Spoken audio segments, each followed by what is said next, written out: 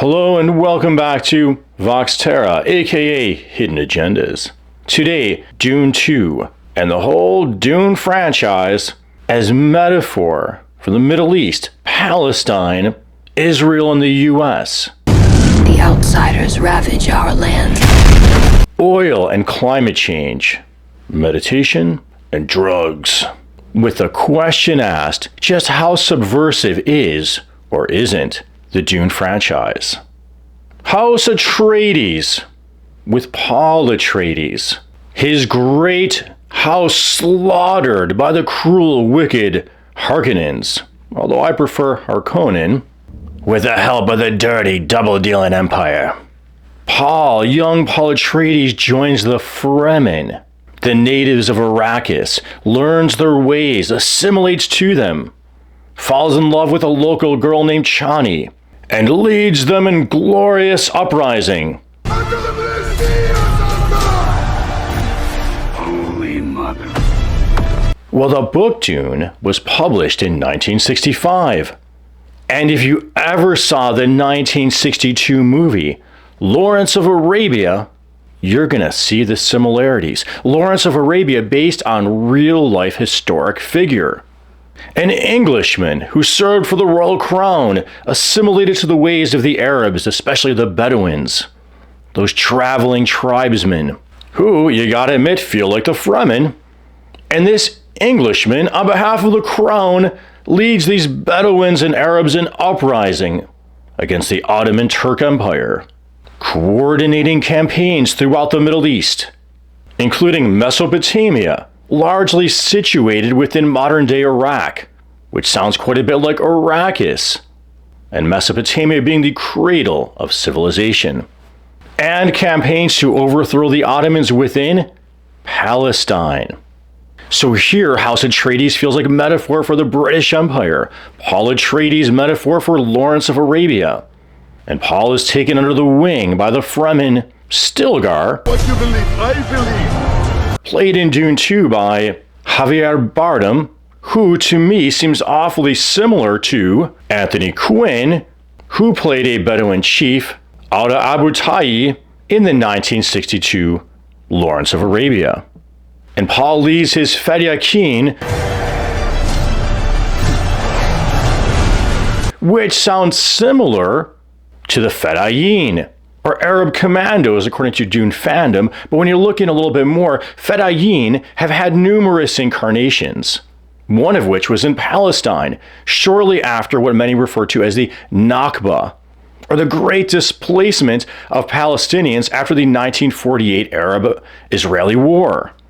And as those Palestinians were driven by Israelis from their homes and herded into refugee camps, Gaza, according to Wiki, became one of the hubs of the Fedayeen, the resistance against Israel, the armed resistance. Now Chani, the Fremen girl who falls in love with Paul Atreides, warns her fellow Fremen not to go along with Paul's messianic vision, bringing the Fremen into a larger war against the Empire, warning them they will become slaves. This prophecy is how they enslave us! And in real life, after the Ottoman Empire, a fellow Muslim empire, was overthrown by the British and help from those Arab commandos, we could argue the Middle East was then carved up by, quote, Western imperialist powers, sending troops there to safeguard the oil for themselves or their control, their profit. And in the case of Palestine, notably there was the Balfour Declaration by Lord Balfour of 1917 declaring for a Jewish homeland within Palestine so that European Jews could emigrate there and settle. And the Emperor Shaddam Corrino, an interesting use of words. Shaddam, yeah, it does sound a bit like Saddam. We might think Saddam Hussein, but I'm thinking more Shah, as in the Shah of Iran. Shah meaning king in Arabic. Corrino is kind of an interesting choice because to me it sounds Italian. Maybe Frank Herbert, author of Dune, was playing around with Roman imperial metaphor. And talk about imperial intrigue in the great houses. Well, the Shah of Iran was put in power in 1950 by what we could analogize to the great house of Britain and the United States in a coup that overthrew a democratically elected president. He was overthrown because that elected president by the name of Mossadegh was a, quote, socialist or a democratic socialist who nationalized the oil industry, or took the spice, if you will, away from British and foreign control. And I would assume he was this Mossadegh, more aligned with the Soviet Union being a socialist, or potentially so. And after Mossadegh's overthrow, the Shah remained in power until the 1979 Iranian Revolution, driven largely by fundamentalists. And note, in Dune, Chani describes a split between the fundamentalists and the non or more secular Fremen. And that split between the fundamentalists of the South and the more secular of the North would mirror real-life politics of the Middle East, the split between fundamentalists and more secular forces. In modern Palestine, Hamas and Fatah. And according to my research, those Fedayeen fighters, the real-life ones, sometimes manifested as Islamicists, more fundamentalists, or sometimes more opposing Islamicism, being Marxist and secular. House Harkonnen, an analogy to the Ottoman Turks, yes? Look at their exotic garb and bloodthirsty ways, really playing on, quote, Western stereotypes of the East. And consider the similarities between their portrayal in Dune 2 and the portrayal of the Persian Empire within the movie 300. But Harkonnen, or Harkonnen if you insist, is also a clear metaphor for Russia or the Soviet Union. Look at the Baron's name, Baron Vladmir Harkonnen, playing to our negative stereotypes of that Soviet Union. And note, during that time period when Frank Herbert would have been writing, the Ottomans were long gone, but the Soviet Union existed. And this, my fine feathered friend, brings us to the 1980s release of Dune. And what was happening politically at that time during the 80s? Well, if you don't remember or didn't pick up on it, we, under President Ronald Reagan, were funding, arming, supporting the Mujahadeen in Afghanistan, which coincidentally reminds me a bit of Maud'dib, Paul Atreides' adopted Fremen name. And Ronald Reagan was supporting those freedom fighters, as he called them, and most of the media did, who were fundamentalists, Islamicists, to counter the more secular Soviet-backed government of Afghanistan.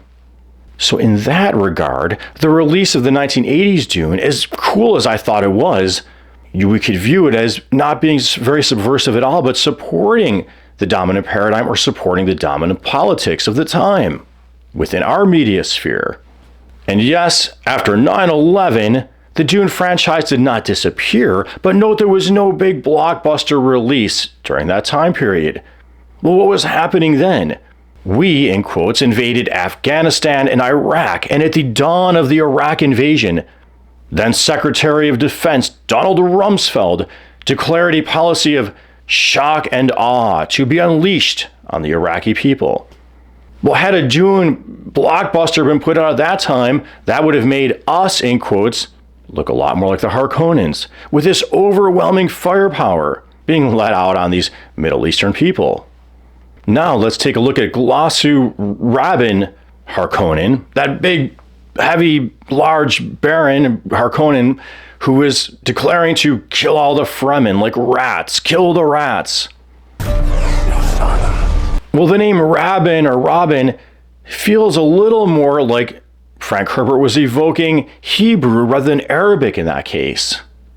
Was he referencing that 1948 Nakba? I don't know. But if the name Rabban was intended to evoke Hebrew, there will be some irony to that in that Yitzhak Rabin, a later prime minister of Israel, which is the Hebrew name that sounds a bit to me like Rabin, was a very pro-peace prime minister, my understanding supporting a two-state solution. Well, he was assassinated by a fundamentalist, but not a Muslim fundamentalist, what they call an Israeli fundamentalist. And as we look at what house Israel in our minds might be analogous to, we can see that, yes, the US and Britain have both played an Atreides-like role and that they have supported fundamentalists at times. And so too, underreported, has Israel. Here is an article from the Israeli Times showing how Benjamin Netanyahu supported Hamas to counter Fatah, to counter or prevent the emergence of a Palestinian state, to keep the Palestinians divided. And now we think about Chani's warning again to the fundamentalists not to take support from the outsiders, not to join them in their cause. And in today's 2024 conflict, like it or not, in the minds of many viewers, the amazing technological prowess, the devastation of House Harkonnen that they are unleashing on Arakis, on the Fremens, coupled with support from the double-dealing empire, will feel to many people analogous to Israel and the US. And Beast Rabban Harkonnen's call to kill the Fremen rats will, in many people's minds, invoke the quote from Israeli Defense Minister Gallant, his line that we are fighting, quote, human animals. Or it might invoke Prime Minister Herzog's quote, to paraphrase him, is that there are no innocent Gazans. We must break our backbone. It's an entire nation out there that is responsible. It's not true. This rhetoric about civilians not aware, not involved, it's absolutely not true. They could have risen up, they could have fought against that evil regime which took over Gaza in a coup d'etat.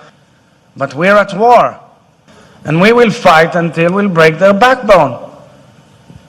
U.S. Republican Senator Lindsey Graham.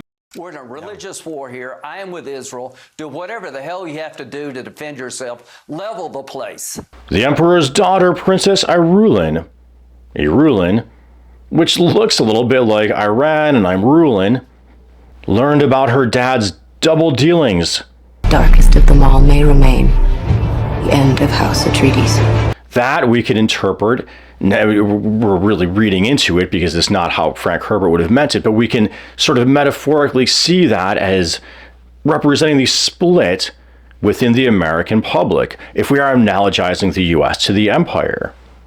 And that split within the American public, I believe, is one of the reasons why there could be a big Dune release in 2024, but maybe not a big blockbuster Dune release after 9/11 and the invasion of Iraq. And the spice is a metaphor for Middle Eastern oil. We see Baron Vladmir Harkonnen wading in a viscous black spice bath, alluding to oil.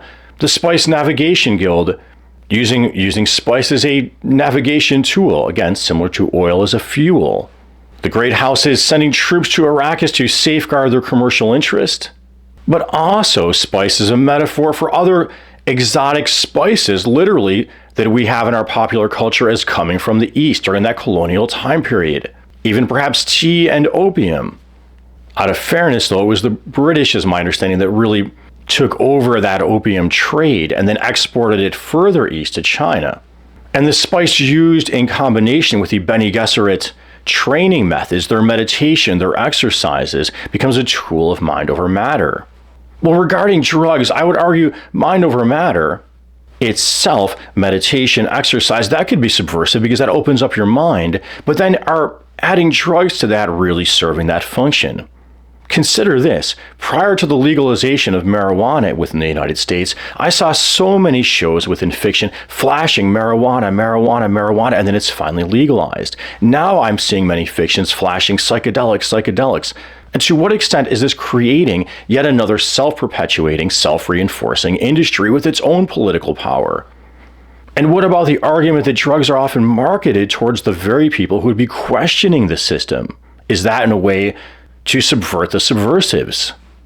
But back to oil and environmental themes. Subversive, yes, in that this is an analogy for the devastation wrought by that industry upon Arakis, upon the Middle East.